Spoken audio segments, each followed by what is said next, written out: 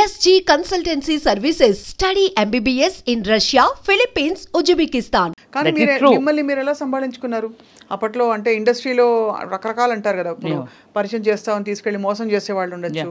ఇండస్ట్రీలో చాలా మంది ఇలాగా, అంటే ఇవన్నీ వినడమే మనం. అవును. కానీ ఆఫ్ కోర్స్ చాలా మంది గొప్ప నటీమణులు, గొప్ప సక్సెస్ఫుల్ అయిన ఆర్టిస్టులు వందల మంది ఉన్నారు, వేల మంది ఉన్నారు. మీ ఎక్స్పీరియన్స్ ఏంటి రమేష్ గారు? నేను స్వప్న గారు ఫస్ట్ నుంచి some like very limited women, ఇన్ని లాంగ్వేజెస్, ఒక 400 పైన మూవీసు, ఇన్ని చేసి ఇన్ని జాతీయ అవార్డులు, స్టేట్ అవార్డులు, is a dare and dash. నా కైండ్ ఆఫ్ యాక్టర్స్ ఎవరు సినిమా మేకింగ్ చేసిన వాళ్ళు ఇంతవరకు లేరు.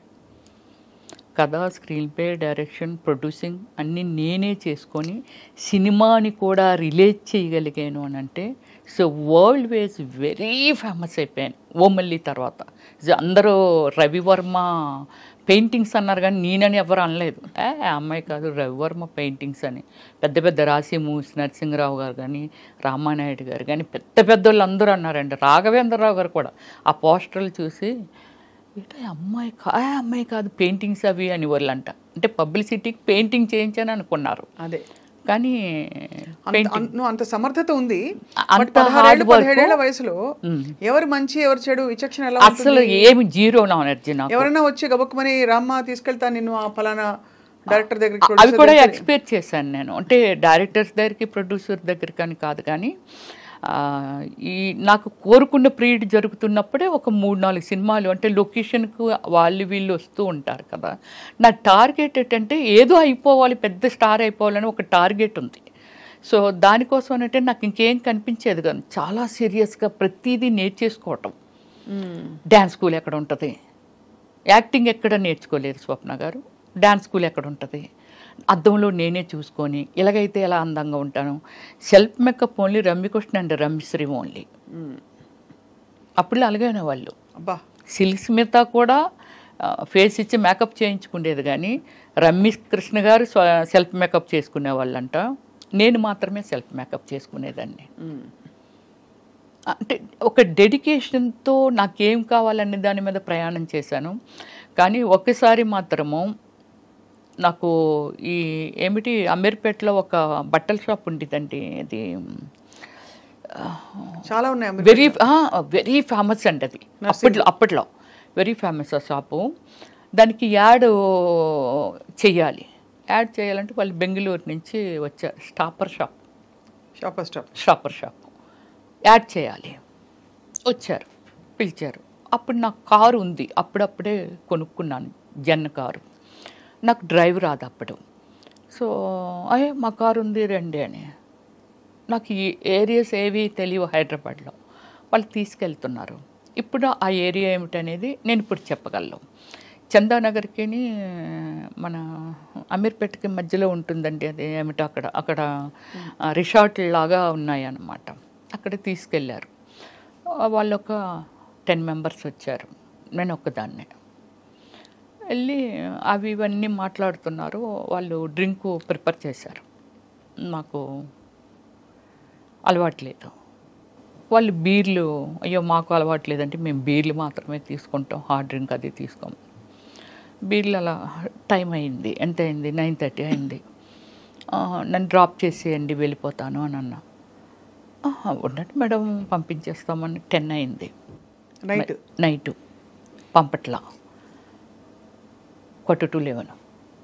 అప్పుడు ఈ సెక్యూరిటీ డిపార్ట్మెంట్, పోలీస్ డిపార్ట్మెంట్ ఉంటుంది కదా, వాళ్ళు వచ్చారు. వస్తే నేను వాళ్ళతో చెప్పాను, సార్ నేను వెళ్ళిపోతాను అంటున్నాను అంటే, మరి వీళ్ళు మీకు తెలుసు అంటే, తెలుసు సార్, బెంగళూరు ప్రొడ్యూసర్స్ వీళ్ళు అని చెప్పాను నేను. సరే మరి వాళ్ళందరూ ఉన్నారు కదా, అయితే ఇంకా టైం అయిపోయింది వెళ్ళిపోండి అని అన్నారు. అంటే ఇంకొక 10 మినిట్స్ కూర్చొని, ఎందుకంటే వాళ్ళు అక్కడే తిరుగుతున్నారు, పోలీసులు తీసుకెళ్తున్నారు. ఎర్రగడ్డ దాటిన తర్వాత ఫ్లైఓవర్ ఉంది చూసారా, ఆ ఫ్లైఓవర్ మీదకి వస్తున్నప్పుడు వాళ్ళు ఎందుకో మాటికి కారు దిగడం, బానెట్ ఎత్తడం ఇలా చేస్తుండేవాళ్ళు.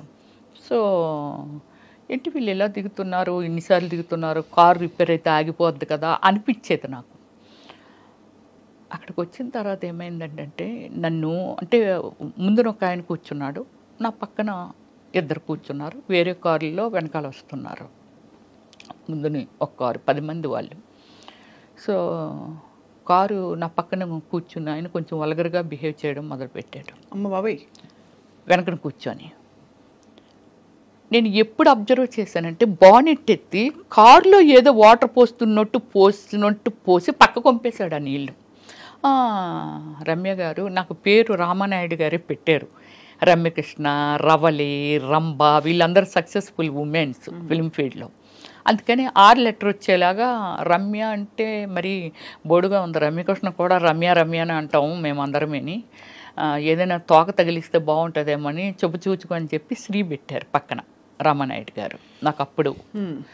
సో వెళ్ళి వీడు చాలా వల్గర్గా బిహేవ్ చేస్తున్నాడు, చాలా చాలా చాలా ఓవర్ అయిపోతుంది అది.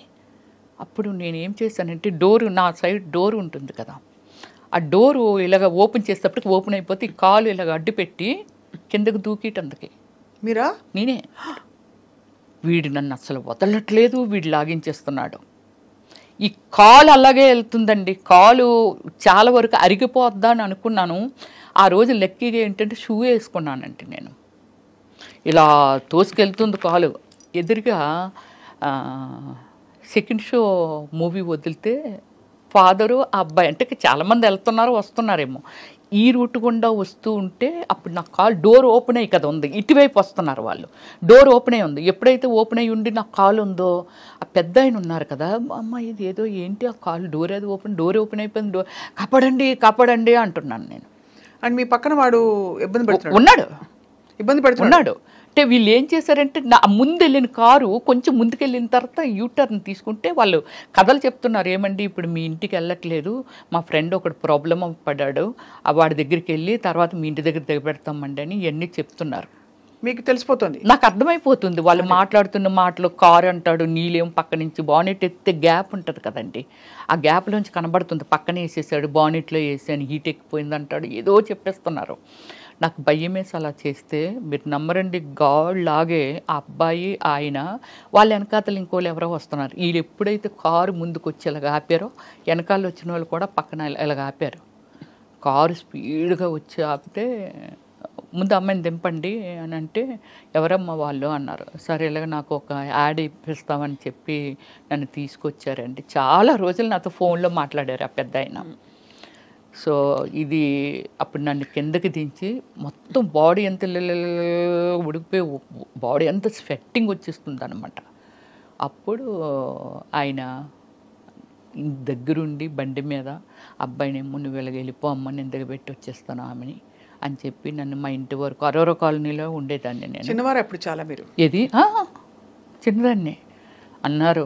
అందము చందము లేని రోడ్డు అంటూ పోయిన పిల్లల్ని ఎవరిని వదలట్లేదమ్మా, ఇంత అందం ఉంది ఇంత ఉంది, ఎవడు ఏది చెప్తాలని నమ్మేసి వచ్చేస్తావు, దేవుడు పంపినట్టుగా మేమేదో వస్తున్నాం కాబట్టి సరిపోయింది, లేకపోతే నీ లైఫ్ ఏంటమ్మా, తప్పు కదా, అలాగే ఎవరైనా రమ్మంటే అలాగే వెళ్ళిపోవచ్చు.